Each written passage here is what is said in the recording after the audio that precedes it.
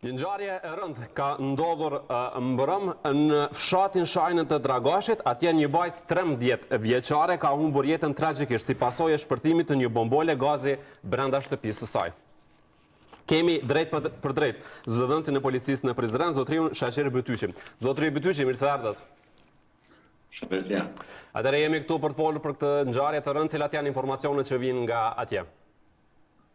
Ashtu siç keni marrë informacionin, me datën 9, në rreth orës 18:30, policia ka marrë informacion nëpërmes qendrës emergjente, domethënë Nini Tyshi, se në fshatin Shajnë të komunës Dragashit dyshohet se një fëmijë ka pasur lëndime të rënda pas një incidenti që ka ndodhur. Policia më nis në drejtim të ngjarjes bashkë me ekipin emergjent, ekipin mjekësor, edhe në ngjarjen nga mjekët gjithashtu të policia është konstatuar se viktima e vajzë, një 13 vjeçare, si pasojë një shpërthimi të bombole gazi, ka mbetur vdekur në vend. Pas e ka marrë informacione, janë njoftuar një sikjere relevant, do të përfshijë edhe hetimet sektoriale të hetimeve, si dhe forenzika, bashkë me epror policore kanë shkuar në drejtim të ngjarjes, për këshillave të ngjarjes, për mbledhja prova të dëshmive dhe pas përfundimit të shikimit të ngjarjes me urdhër të prokurorit trupi Petër.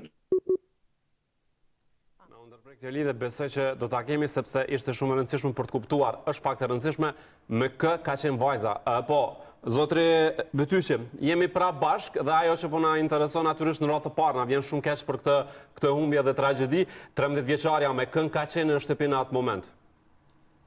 Ka qenë bashkë me familjarët e saj, vllau dhe motër dhe nën, por fatmirësisht ata nuk kanë pasur lëndime.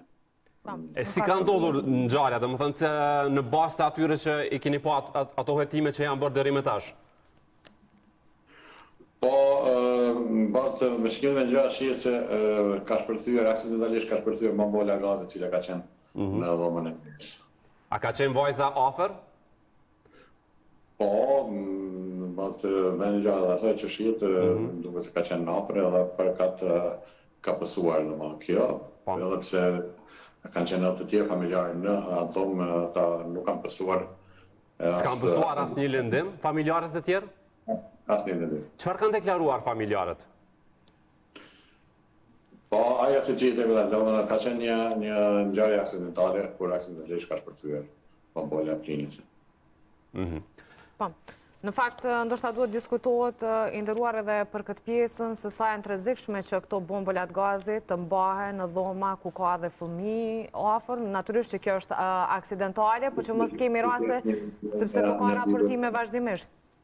Gjë që ka një thirrje shumë e rëndësishme, por tani gjatë kohës së dimrit kur do të fillohet të përdoren këto bombola nga disa familje të përdoren për nxjerrje apo për gatim.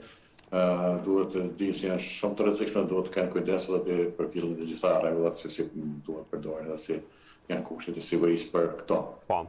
Faleminderit shumë për këto informacione.